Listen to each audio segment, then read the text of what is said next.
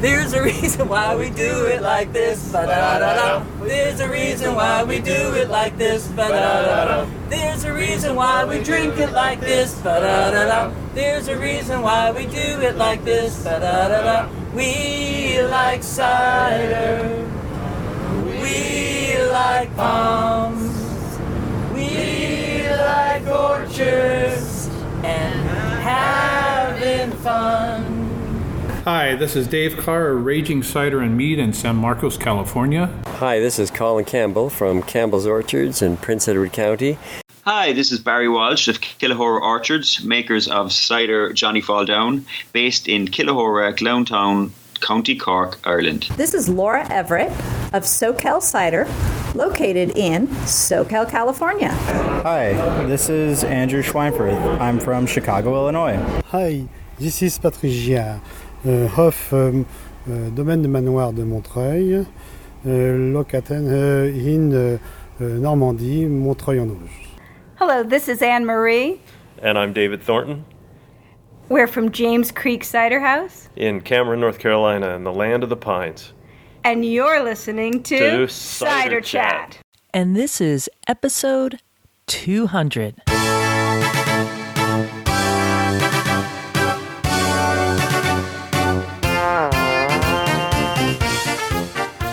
Hello out there in Ciderville. My name is Rhea Windcaller, and I am the host and the producer of this weekly cider podcast where we interview makers, cider enthusiasts, and folks within the cider trade from around the world.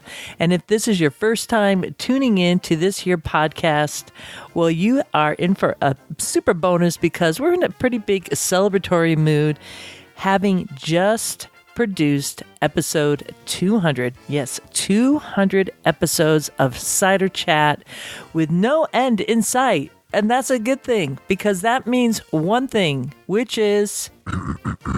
Cider is going up. Yes. Can I hear it a little louder, Mr. Quince? Cider is going up.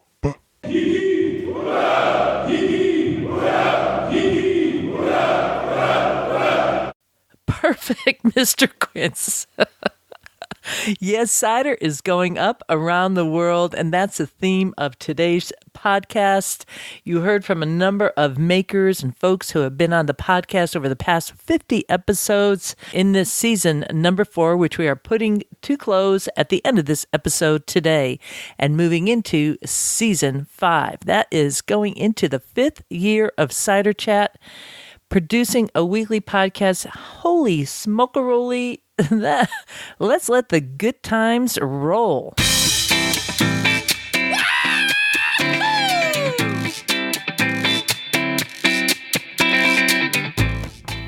Oh yeah, the wild geese are here just about every day, but certainly today.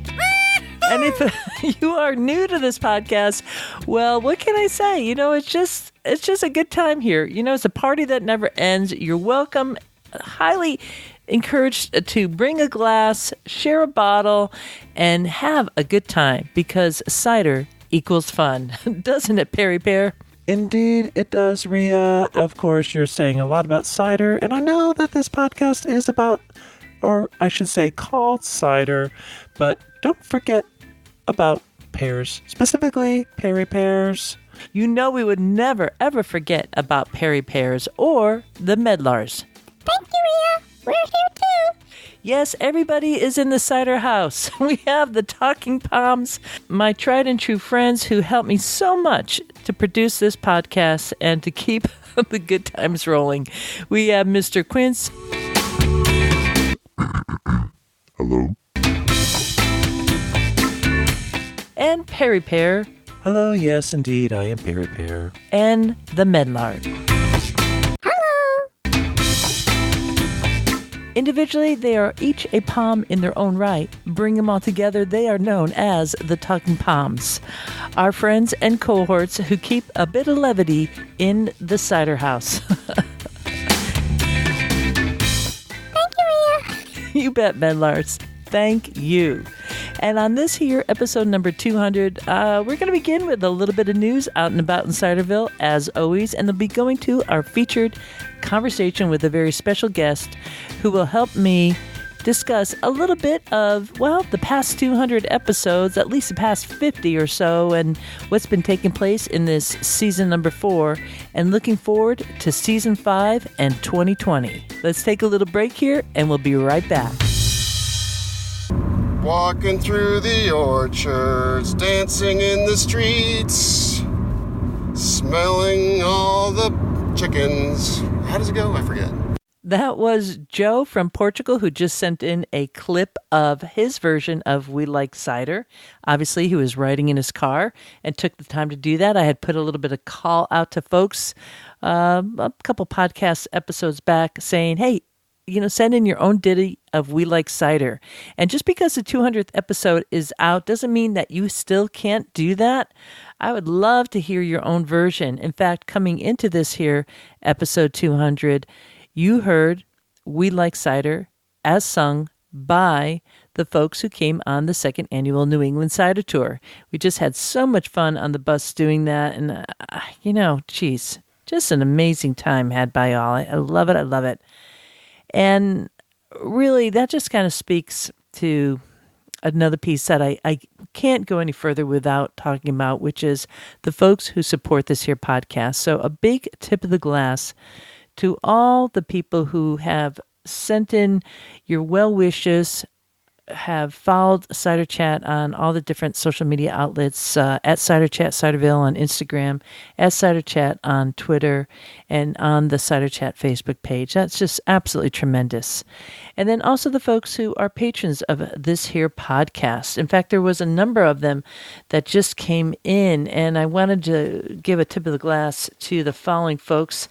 That is Joshua and Ken, Marcel and Jeff. And Marcel is from the Netherlands and wrote this kind of interesting email. So I'm going to give you a little snippet of it to give you a sense of, Marcel's experience with both Cider Chat and cider in a really beautiful country. Of course, I know if you've been listening for a while, you know that I have a big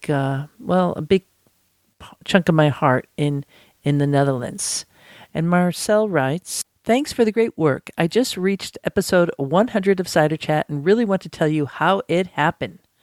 After drinking cider for years, whenever I visited the UK, I tried to make my first batch of cider in a plastic bucket in the autumn of 2015. The process left me confused. In December, I put the cider in champagne bottles with a drop of honey and some bottles with some crushed sugar cones, and again, the confusing riddle went on. In April, I was looking at the bottles, not sure what to think of it. The sun was shining bright, and the little book said, it will taste the best in the next summer. Time to ask my wife, what do you think about the weather? The answer was, summer is here. So we opened the first bottle, looked in awe at the bubbles, tasted it, emptied it, opened the next, etc. It was delicious, and it swept me away. I was fascinated. The cider did not leave my head. I bought some books and started reading, and more reading, discussing with my friends, etc. Time went on, until in the summer, my uncle, who is a hobbyist winemaker, said, I'm going to quit winemaking, and you can take all my stuff. I looked at him and replied, okay. I asked him what I should pay for it, and he said, it would make me angry. I guess to take any money. So there I went, took in truckloads of carboys, vessels, materials, bottles, grape presses, etc., etc. Needless to say, I was hooked, and I started picking apples, bought some from a local grower, and thus the experiment had started. Since then, I went on this roller coaster ride of trying forced carbonation in kegs, losing the bubbles with filling with a counter pressure, losing some of the nice flavors, natural carbonation in kegs, and all these different things, resulting in great tasting cider with bad smell, awesome cider losing its awesomeness just by bottling, but also success. All in all, a great learning journey, with the conclusion that I was in desperate need of more information or help from someone with experience. Somewhere in the first half of 2019, I noticed the cider would not let me go and decided I wanted to be on this route to become a small-scale craft cider maker. But where do I find the experience? I do listen to some podcasts and even more audiobooks, so I started searching for more information on cider. And there it was, Cider Chat, in my pocket all this time. Needless to say, I had some catching up to do. It was the beginning of September this year, 2019, so I started with the podcast that you recorded in the Netherlands, where I live. After those, I took a deep breath and just started at the first episode, working my way up every chance I had. Almost every day, I run into the house at least once shouting about new things I learned in Ciderville. Today, I am happy to say I listened to podcast 100. Actually, as a little addendum, I know that Marcel is further along now, having written to me, because he is listening to it every day. It's amazing.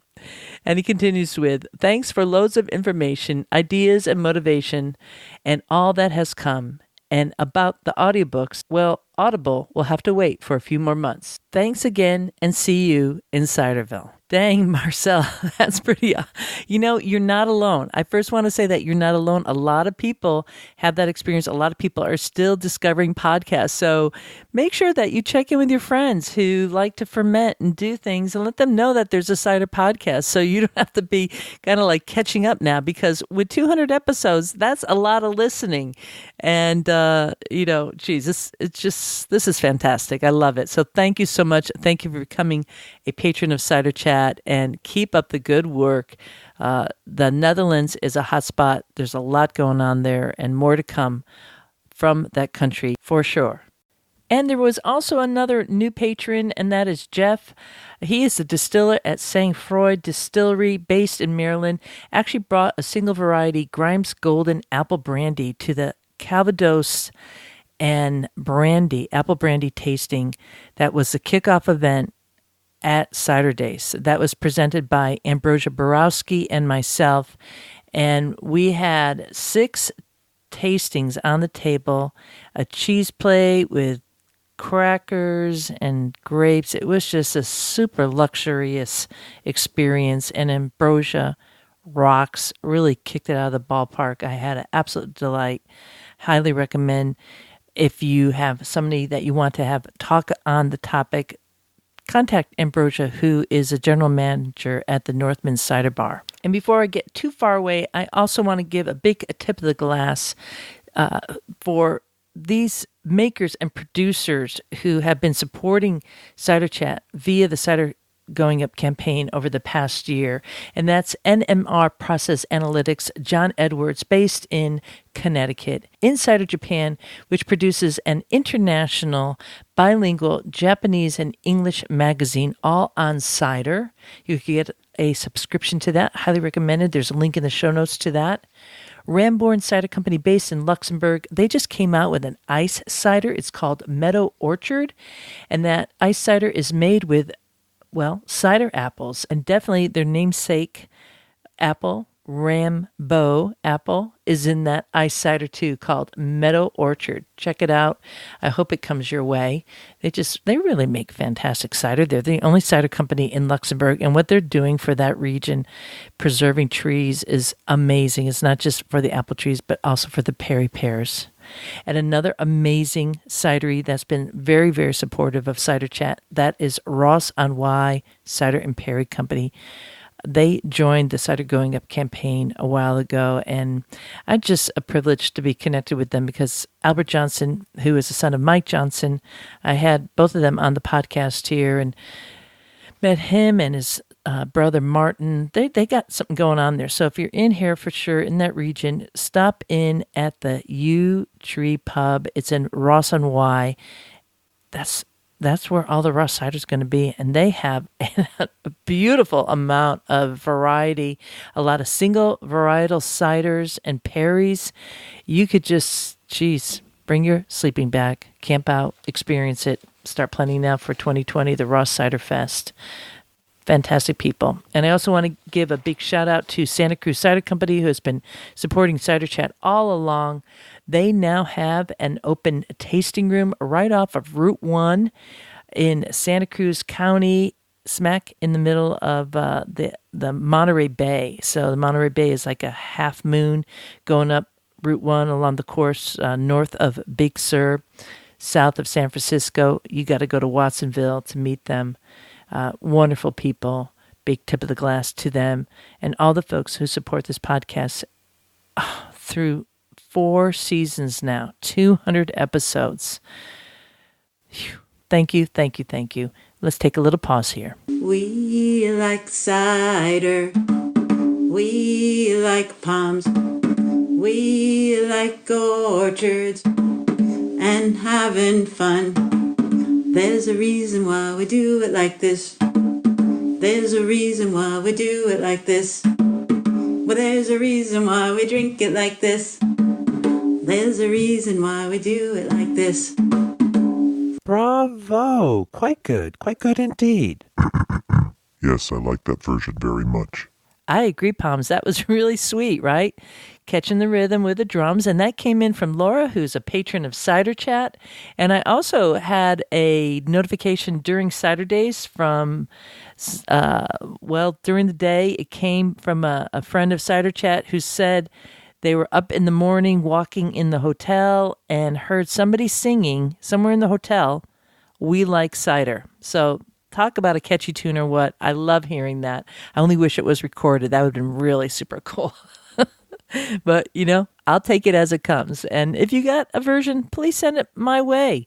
Send it to Ria at Cider Chat. That's spelled RIA at ciderchat.com. Next up, we're going to the featured chat, which was really sweet. You'll recognize his voice, I suspect, if you've been listening to Cider Chat like Marcel, starting at the beginning and coming forward. Of course, we're going to be talking a little bit about the past season, looking back, and what's coming up for Cider Chat in 2020. Knock, knock. Anybody home? Oh, noes. Come in by all means. Cheers. What are you carrying there? Hi, Ria. I actually brought some barrel-aged cider from last year. Can I pour you some? Of course. Ooh, thank you. Ooh, thank you. Ooh, okay, that's good. Cheers. Cheers. Oh, hell, it's before noon, but who cares? It's the 200th episode. It is the 200th episode. I'm so happy to be here with you. Oh, that barrel. It's still providing a bit of oak overture, like that vanilla notes. And this was the one that was the batonnage, right? I love that it got a little farmy. You like that? Compared to last year. I know, that's my palate these days. That's like a big change for you, isn't it? It is, actually. It is. I remember the very first time that actually it was you who introduced me to farm style, and I thought that I was licking a cow patty, and it was a little bit much for me. But yum, cow patty. It grew on me pretty quickly, actually. Yeah. Yeah, I think it gives, when I have a cider that, like what you're talking about there, and for listeners who are tuning in here and thinking, what do you mean? It's that farm, it's like you're walking into a barn and you smell it. And when I smell a cider that has that kind of farmyard, Brettanomyces is what, I kind of refer to it more technically. Cider takes us to a place. Every single time, it takes me to that person first. If I get to meet those makers in person, the people that I'm drinking it with, or that building I've been in, the color of the sky, that farm taste that we're talking about. Does that only exist when it's a wild ferment? Some people actually add it to a cider, so it's not sometimes it's actually purposely put into the cider, and there's different yeast cultures that people could do that with. Okay. Which always kind of surprises me. It's just like, just let it wild ferment, you'll get something with that. And interesting, just on that wild ferment piece, with Cider Days now behind us, there was a lot of wild ferment at Cider Days, wasn't it? Yes, there were. Yeah. And I've also been hearing from makers that I know, not commercial makers, but just people just really enjoying making cider like myself, who are starting their batch of sweet cider, getting it ready to ferment, and they let the wild yeast hang out a little bit. They're not pitching any kind of sulfite. They're letting the wild yeast go and then pitching too. Super stoked to see that. It tells me that people aren't so afraid. There's more confidence in the air. And that is like a really growing what? That's a real growing Trend. That's a really growing trend, thank you, of stylistically what people are doing. It's pretty neat. Well, speaking of trends, that leads me to you mentioned cider days. Yes. And one of the things that I'm noticing when I'm going out and tasting cider around the world is that there does seem to be a wave or a trend that changes from year to year, and I wonder if you can speak to that a little bit. So my example of that is last year at Cider Days, there were at least 10 different ginger ciders. There was not one this year. Not one?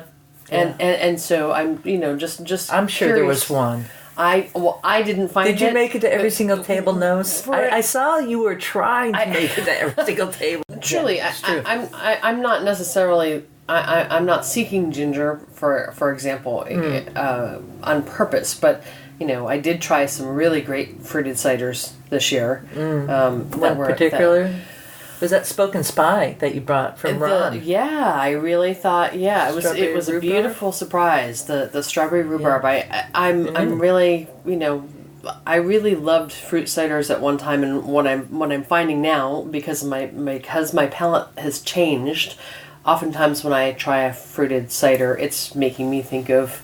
It's just a little too medicinal for me. I don't care for for how it's being carried. But Spoken Spy did do a fabulous job of their strawberry rhubarb. I thought it was a great palate changer. It would have been a great, in a little snifter, in a 5-course meal, changing the palate from each part of each course of the meal would have been really great. Agreed, yeah. And that is Spoken Spy, based in Middletown, Connecticut.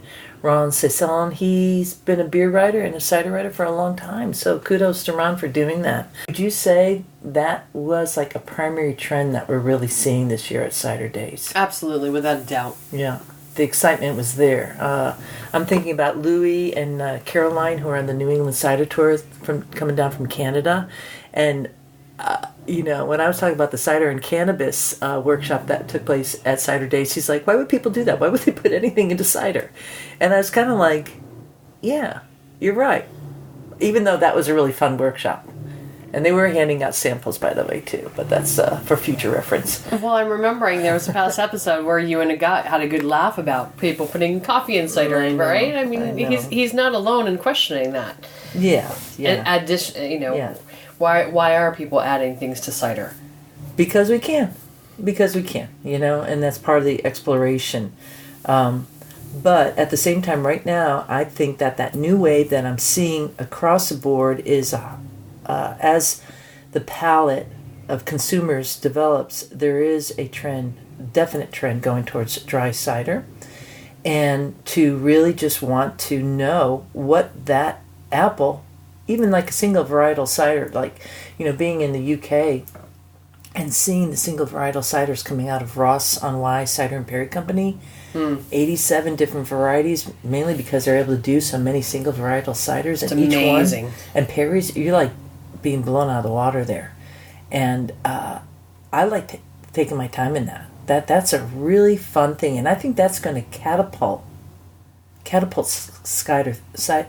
I think that's going to catapult cider through the roof once that kind of like fever-pitched desire to get into that increases. And I'm really feeling that, and it gives me so much hope. Wouldn't you agree that that's already in the works? It's already happening. Yeah, exactly. Yeah, no doubt. At least that's what I'm hearing, and of course I hear from a lot of people around the world, so I think I have a pretty good sense, but maybe other folks might disagree, but I think not. Well, here we are, celebrating your 200th episode. I'm very curious what your thoughts are looking back. Yeah. It's been a little daunting coming up to the 200th episode. I mean, 100 was a big deal, and what we've done on the podcast is put it into seasons. So each 50 episodes, we call that a season. So now we're closing season 4 and beginning season 5. So this is going into the 5th year of Cider Chat. And I've been kind of like nervous about doing this episode because it feels so big. Like I have to, bring out the big band. And I'm sure maybe Mr. Quince will bring out big band or something first.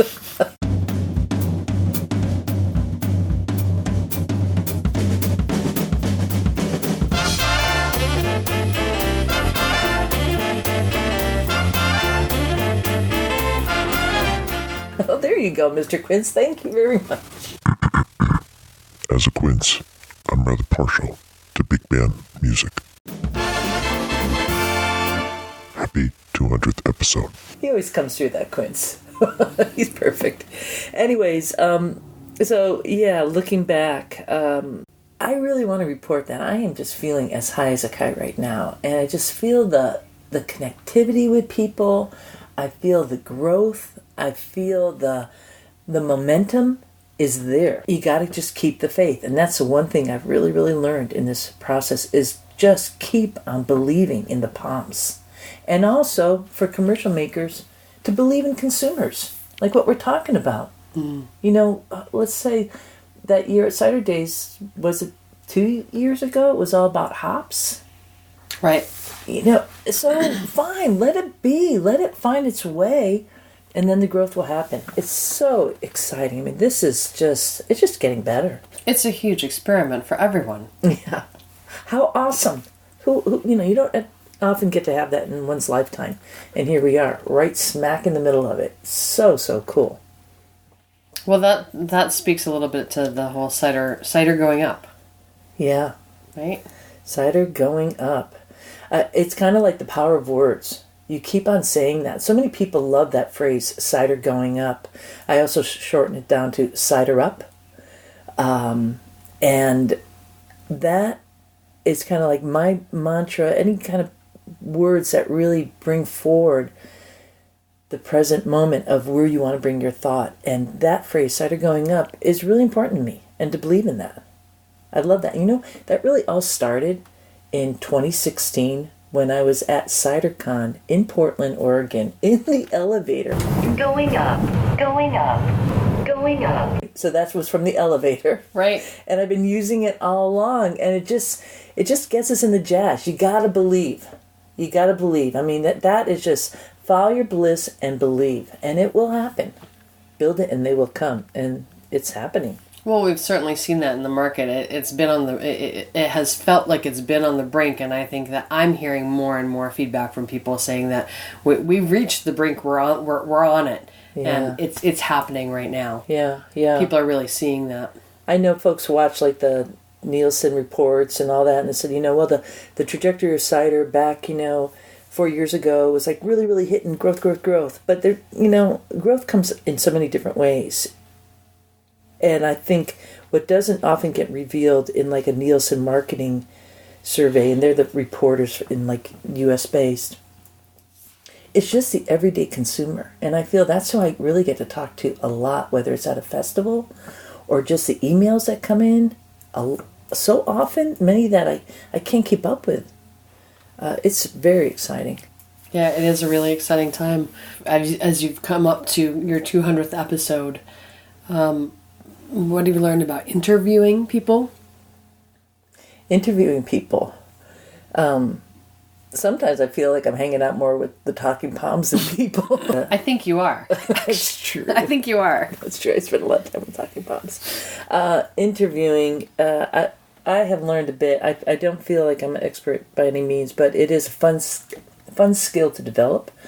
And it sometimes pains me to listen to myself. I'm like, Rhea, will you just be quiet and let that person talk? But at the same time, it is called Cider Chat. And one thing that's kind of changed for me is I do feel I'm finding my voice and speaking up. I know I focus quite a bit on the positivity because that's where my pendulum always swings to. But I also feel like I'm getting a bit more courage to talk about when I see injustice or something that just doesn't slide. And I think the listeners, Ciderville wants that. You're keeping it real. I'm trying to keep it real, I don't want to pretend. I don't feel like I'm an expert. I mean, learning in this process. I mean, the interviewing is exciting. It's the reason why I continue doing this is because I continue learning and get to speak to so many amazing people, whether they're really a famous cider maker or a really cool person that stops me and says, hey, Rhea, I met you, or they have a question. I love that. I absolutely love that. Well, that leads me into my next question, which is, how are you feeling about the growth of Cider Chat, and what does that look like for you? What does that mean? It is growing. Cider Chat's growing, and I feel like it was very good this summer to go every other week. I needed that break just to keep my head clear because producing a weekly podcast is a lot of work. It's a new release, a new vintage every single week coming out, and on always a very diverse. Every week is a different kind of topic or a different person, and I want to do justice to that and keep it quality because I know in Ciderville people are all about quality, right? They are. Absolutely. It's a discerning public. So the growth of Cider Chat is phenomenal. It's wonderful seeing so many people who are supporting Cider Chat via the Patreon page. I really feel that has, I'm moving up to a certain goal point, a monthly goal point, so that I could actually, my goal is to bring more people on to help me. And that in turn will allow me to produce more for Ciderville and also to maybe bring in that video component. That's really one of my goals. I go to these phenomenal places around the world. I have the audio. I would really like to bring in more video.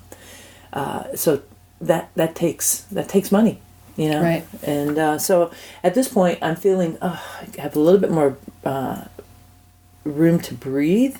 Not so anxious in that way, but we're still a long way to go. And that's been phenomenal. And just the listenership is just blowing me away. It's changed. You're hearing your reach has really expanded globally, even more than it already was. Yeah, I mean it's always been worldwide. The majority of listeners are still based in the U.S. That's just because podcasts are more well known in the U.S. But as a podcast reach itself as a app, as something people realize they could use. I also recently, had a new patron from Russia, Maxim, and to have a conversation with him and find out what's going on behind, the doors that we see on the news every day, and just get back to like people to people. I love how the Apple has connected us and just broken down those country barriers. And sidestepping politics. I know, and he and the fellow cider makers in Russia are dealing with the same woes that makers do all around the world. And I think that's good for somebody like himself and somebody here in the U.S. or in Mexico to hear. It's constantly increasing connectivity. Connectivity, you're not alone. I think that's what I love. I feel like I'm always alone, kind of recording my podcast, except for me and the Talking Pommes and, when I'm doing an actual interview.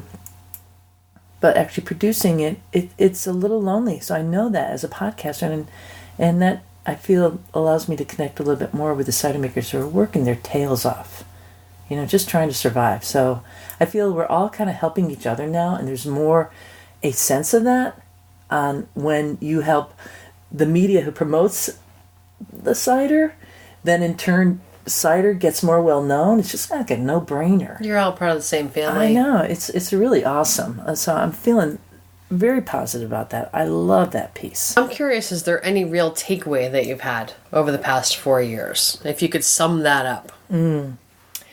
I think there's a couple. One we already mentioned, that cider is definitely going up. And I believe that with my heart and soul. I feel super great about that. I'm also seeing terroir. And I feel that terroir has been there all along, and people are finally embracing and talking about that. When I first started the podcast, I was talking about terroir. And now, like on the cider tour that just happened in New England, everybody was coming and saying, oh, I'm from the Pacific Northwest, or I'm from Canada, and I'm really curious to see what New England ciders taste like. And then once they start tasting it, they're like, wow, this is really, really different. And some of those same folks who are on the tour, I repeat people coming back, went on the Normandy tour, and then they went on the Monterey Bay tour in California, or on the New England tour. So great to see all these friends. What I'm hearing is that their palate is really, really developing. Now they're becoming a discerning consumer. And they're able to say, oh, that is a good French cider, or, you're not 100% there, like at that top upper echelon. And they're able to really speak that truth. I was hearing people being able to zero in on whether it was a Pacific Northwest cider or a Michigan cider or a New England cider. Exactly. How fantastic is that? I mean, you have an English cider from the UK. It's going to stand out. And that was one thing I've been able to do over these past 4 years is to travel to so many places. I think people think I travel more than I actually do. When I travel, I really get a concerted amount of episodes there. It was like 24-hour days of recording. But for me, I see that, like a cider from the Basque region or Asturias or Normandy or Brittany. They're all really unique. And I sense that the public is getting that. And that's been, kind of lost. It's just been, let's just drink cider. This is cool. This is new craze. What's happening with it. But they didn't really get that, the full connection to the land. And I think that's still coming a little slowly. People are getting out into the orchards more. I've spoken with some cider makers about that as far as price point. Uh-huh. People are looking at a bottle of cider and saying, why am I spending $14 to $18 on a bottle of cider as opposed to a $10 bottle of wine or even a whatever price point. Right. I mean, but it's like, if you go to a potter and they've done something by hand and they're creating this, it's a lot of work to make that bottle of cider. Mm-hmm. To make it be quality, yeah. I think that's a good point there. I think there's been a lot of bottles sold at a high price point that weren't good. I think that's still a problem. So the consumers are rightly so able to be kind of ticked off on that. And questioning it. I mean, I still get bottles that's like, Sacre Bleu, this is not good. This is not good. I'm sorry, it happens. And maybe people just have to sell it because they don't want to lose their shirt, of course. It's a big risk making a farm-to-table product in that way. But on the flip side, we're seeing more bottles that are really worth the money that's being asked for. And that's just like, that's the truth. That's the straight-up truth. And I think any commercial maker worth their weight in salt or gold would have to agree. Consumers aren't stupid. Mm-hmm. They want quality product. How does a consumer know that they're buying a quality product if it's now coming in a can? Well, cans are sexy too. I know they're a lot easier to take out on a boat or if you're traveling and so on. And I know that there's some really awesome ciders that are coming in cans now. Absolutely. It's a way. And you don't feel like that doesn't affect the quality of the cider at all. No, in fact, some people feel it improves the quality because it's more tightly sealed against any kind of oxygen intrusion. And look, everybody's canning. Wineries are canning. I mean, Randall Graham, he's canning his wine. Craft beers has been canned forever. And each of those two markets have really pushed against the can movement.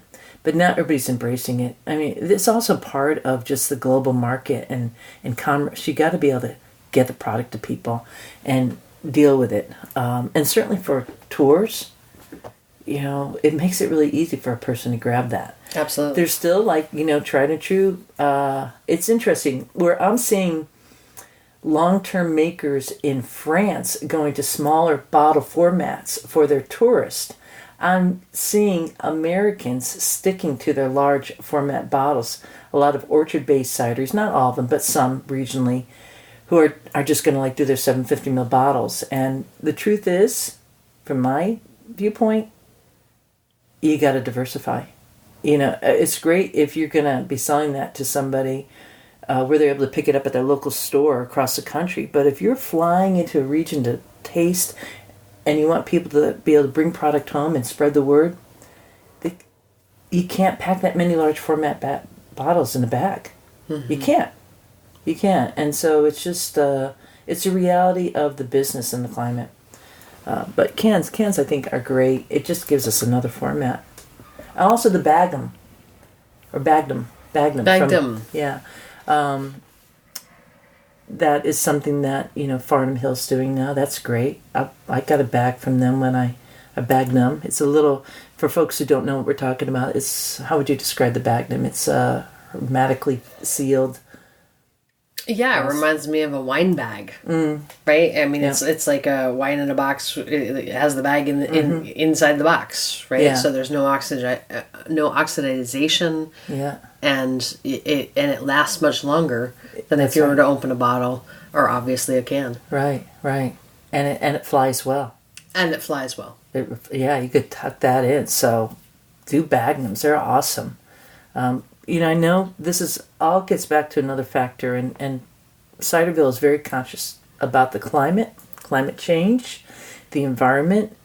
At the end of the day, I try to live the best life I can, paying attention to the earth and how I reduce, reuse, recycle. And, if we use that wisely, I think we could be hitting it on all 8 cylinders and still be happy. Sure. There's a reason why we do it like this, ba-da-da-da. There's a reason why we drink it like this, ba-da-da-da. There's a reason why we do it like this. So we've covered the past. Mm-hmm. You want to go to the future? Well, I think we have to start presently, right? Presently. The future is the present. It is. We are presently moving forward. We're talking right now in 2019. But I almost just said 2020 because my mind is so focused on 2020. There's so much going on. But just to kind of clear out the rest of this year and begin season 5, after this episode, I'm going to be rolling out a whole bunch of Finger Lake Cider Week episodes that I recorded there. Right. That was a fantastic time that I spent, thanks to Visit Ithaca and the makers there. And can you tell me a little bit about how that happened? That was a fam tour. I just want to mention these ciders because they all help sponsor Cider Chat to get there via Visit Ithaca. She missed it, didn't she, Mr. Quince? Yes, she did. Take it away, Perry. Indeed, I will. The following cideries help support Rhea going to the Finger Lakes, and that is Redbird Cider House, Black Diamond Cider, Bellwether Hard Cider and Wine, Finger Lake Cider House and Kite and String, and South Hill Cider. I met quite a few pairs in that region. I expect I'll be returning soon. Perry, let's go back to the main conversation with the nose. Take it away, Mr. Quince. They all, along with Visit Ithaca, sponsored me and did what is called the FAM Tour, which allows somebody like myself who is able to produce content to go out into the world and do a media tour, but also get paid. Because, like a cider maker, I can't, it sounds great to travel a week away. A lot of people think that, go on a media tour, go away for a week and, have your expenses paid, which is great. But for a podcaster like myself, I also have to survive. And so that's a week away from making any money. So they were able to sponsor and bring me out there and then are helping me to produce through that sponsorship some amazing conversations with these makers. I mean, really phenomenal things going out there in the Finger Lakes. And so that's happening, and there's a number of FAM tours in the works. So that is a growing thing that I'm really looking forward to in 2020. Another sign that cider is going up. And if I understand this right, if you are able to include video on a fan tour, FAM means familiarization.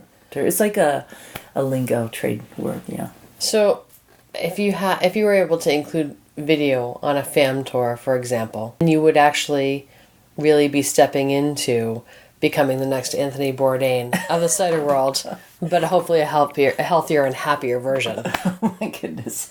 Hey, we don't want to crash on Anthony, do we? I don't know. I think I'm kind of like Cider Delilah. Cider Delilah. Well, you have matched up a few cider makers with my right? gosh. You are a bit of an influencer and a matchmaker that way. Well, thank you for that. My most favorite thing is I feel if I don't know how to talk about this. I feel super positive, but like the cider tour in Normandy, we had our dear ones, Anders and Akina. They had signed up for the cider tour to Normandy. At that time, there was no baby being expected. Once they signed up for the tour, all of a sudden, a pregnancy. So Akina came on the tour and had a great time, despite that she was expecting. And she actually came on, Anders and Akina came on the New England Cider Tour with Lucien. It was so cute. Unbelievable. And then I find out that our dear friends, Louis and Caroline, up in Canada, tell me the same thing happened to them. They signed up for the New England Cider Tour. So be careful if you sign up. This is how I see. This is another sign of cider going up, because people sign up for a cider tour and they're just happy. And when you're happy, well, love happens. So, cider. You're all forewarned. That's not a warning. That's a good blessing on your house. Hey, I don't know.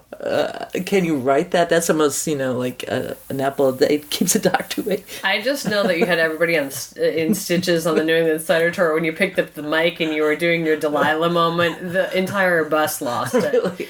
That was so much fun on the New England Cider Tour. It was really awesome. Just curious, do you remember how many tastings we actually had at the cider luncheon? Because Fable had at least 4. Did they? No. Did they? Oh my God. Okay. I think that they had 4. You might have been hanging out with Christopher and John, and unbeknownst, I don't know. Of course, I was pouring a lot of cider, having a blast doing that, because nothing gives me more pleasure than pouring people a glass of cider. We had Tin Hat, and then, oh my gosh. At the last moment, I look around the corner and there's Eleanor Leger from Eden Specialty Ciders. That blew me out of the water because I didn't think she was going to show up. And she was there with us too at lunch. And Sebastian. And Sebastian, of course, of Flag Hill, no doubt. And I will say Steve Wood and his team at Farnham Hill, what a fantastic little tour there. I mean, people wanted to stay there all day and just listen to him. And he's such a cutie pie. You just pinch his little cheeks there, that Steve Wood. He might let you. No one else but you. Let me. I don't think he would. Yeah, and then hanging out with the girls at Silo. Woo. Erin Bell. She is something. She is a really cool distiller. And Nicole Laban. She is so awesome. That was fun. It was really fabulous. Their distillery was absolutely stunning. Yeah, I know. It really was. So, I don't know, we kind of went off the track, but I'm going to do more cider tours. So that's really what I should say is the first cider tour I'm doing in 2020 is actually at CiderCon. I'm going to be doing a smaller version of the Monterey Bay cider tour that I did in April. I have to have some more cider here. So we have, rolling forward with more episodes, we have FAM tours. We have CiderCon, a CiderCon which you're attending as well as I'll be hosting the tour of. Yep. What else am I doing there? Oh, here's a couple big news things. So, Marie Tanuka in Japan is going to be using Cider Chat episodes where she is going to be translating them into Japanese and posting on her blog. So that should be rolling out sooner than later. So if you're from Japan or you know somebody in Japan who might have difficulty listening to a full hour of me speaking in English or with a guest, that can be tough when you're not a native English speaker. I get it. So Marie's going to be doing that. That's really exciting. I just love that. That will provide access to all the featured makers and conversations and people on Cider Chat. And then the other big thing that's going to be happening, well, before I go to that other big thing, I just want to say about the tours. Mm-hmm. People should start contacting me now for the tours in 2020, and this is what we're looking at. I'm going to be doing the 3rd annual New England Cider Tour again in 2020. That'll be kicking off to Cider Days next year, and people are already saying, put me on the bus. So Gus. Yeah, guests that want to go. So no, hop on the bus, Gus. Oh, okay. Got to make some plans, Stan. That's right. Don't be late. So contact me now about that. And then also, a lot of folks are asking me about a UK cider tour. And so I am seriously considering that. If you would like to go to the UK, let me know, because I need a certain complement of people to be able to make that viable. And I would say that, let me know that sooner than later. Even if you have an inkling, Rhea, I'd like to go to the UK, and like some of the stops you like to make, let me know that between now and the end of this year. Okay? And so I'll be planning that as I'm rolling forward. And then also Normandy, of course. Looking at it again, a lot of people want to go to Normandy, France, and we might even extend into Brittany. So that's a fall tour. Both of those would be a fall tour as far as I know right now, but it could be the UK tour, could be in the spring. But I do like going to taste the pears and apples. You got to do that in the fall. It's just when that happens. So please let me know that. So that's a big thing, tours. If you want to go, there's nothing better than getting educated and having a ton of fun. We have a ton of fun. There's a reason why we do it like this. Ba-da-da-da. There's a reason why we do it like this. Ba-da-da-da. There's a reason why we drink it like this. Ba-da-da-da. There's a reason why we do it like this. Ba-da-da-da. Then the other really big thing that I'd like to announce right now is that there is a whole bunch of Cider Chat swag for sale as of today. And for those of you who are listening today, I'll talk a little bit more about this at the end of the podcast, because I think you're going to have to be rolling out of here soon, right? I am. Yeah. But anyways, you should know there's cider swag going out the door. It's going to be on the TeePublic website. It's actually live there now. I'm going to have a link in the show notes, but you just look up, like Google Cider Chat TeePublic, or go to ciderchat.com and find the link. And geez, this is a great way, one, to really help promote cider. Because I've got some fun Cider Equals Fun t-shirts going out, Cider Going Up t-shirts. Cider Up. Cider Up. Hashtag Cider Up. Hashtag Up, and Cider Chat. It's a fun logo. And these are for you to think about, like you might want for yourself. So put like a little post-it note up somewhere. Let people know what you like for your holiday gift. Or for your cider friends. It's a great holiday gift that keeps on giving. It also really supports Cider Chat. It's one of the ways that I'm just trying every channel possible to keep Cider Chat on board. And so it does, it's an affiliate program. It really helps out a lot. And it allows me to put out this fun artwork and these words that have helped me all these years, like cider going up and keeping that as my mantra, or more as of late, just saying cider equals fun. That has helped me a lot. I just want to say that, that slogan, Cider Equals Fun, came out of the fact that over the years I always ask, how do you describe cider? And there's always like a pause. There is still a pause. And people say, well, cider is wine. Or, cider is this or cider's that. And I just felt that there was something really missing that really, to me, sets cider apart from beer and wine. And it's just that cider is fun. We don't want to have to think a lot. We just want to have freaking fun. Kick back a cider, whether it's a modern cider, heirloom cider, whatever. The sky's the limit. Just have fun. Cheers to that. Bubbles up.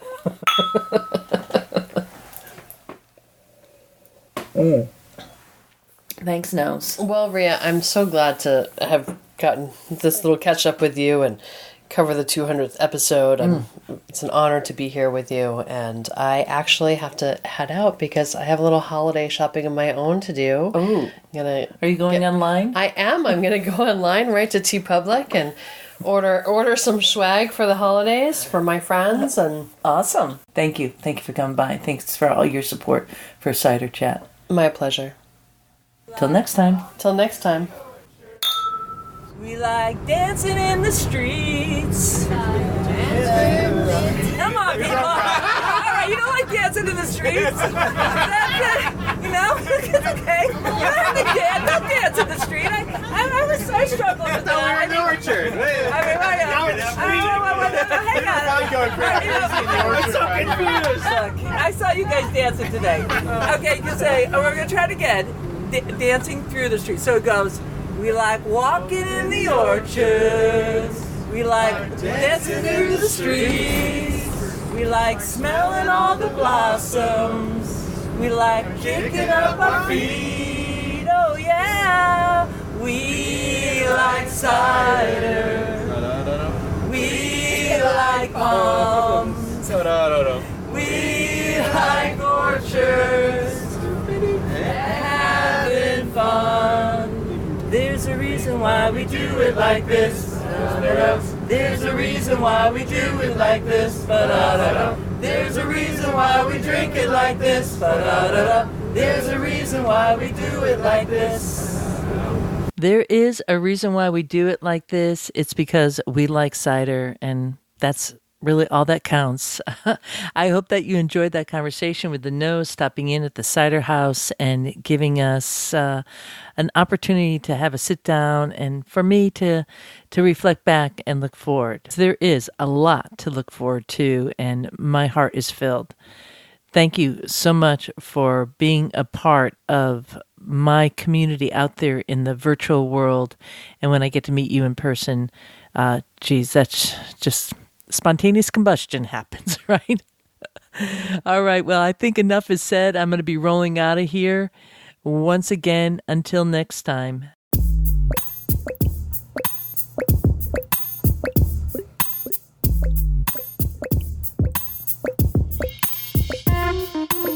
This is Rhea Windcaller signing off for now. Looking forward to seeing you in Ciderville. Going up, going up, going up, going up, going up. Hi, this is John Martinelli of S. Martinelli & Company, located in Watsonville, California.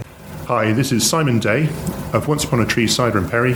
We're located in Ledbury in Herefordshire in Great Britain. And your name is? Erin Bell. I'm the head distiller and production manager at Silo Distillery. I'm Nicole Legrand-Lebon, and I'm the cider maker and assistant distiller at Silo Distillery. Hi, this is Barney Butterfield of Sandford Orchards, located in Devon, England, in the southwest of England, the cider-making heartlands. Hello, this is Elizabeth Pimlett from the Museum of Cider in Hereford in England. My name's Gabe Cook. I am the ciderologist, and I'm from a little village called Dimmock in Gloucestershire. Hello, this is Deborah Cooper. I'm the Digital and Special Collections Librarian at Mann Library at Cornell University, located in Ithaca, New York. Oh, my full name? Yes. Yeah, John Michael Leslie Edwards. That's a pretty darn good name. Thank you very much. You have a cider brand called Fly Bee Night. Yeah. Real cider. Indeed, yes. Is it the Fly Bee Night, or? It could be. It varies a bit. Hello, this is Greg Peck from Cornell University, located in Ithaca, New York. Hello, this is Bill Barton from Bellwether Hard Cider and Wine Cellars. We're located in the Finger Lakes of New York State in the U.S. Hi, this is Carol B. Hillman of New Salem Hard Cider, located in New Salem, Massachusetts. And you are listening to Cider Chat. Yeehaw!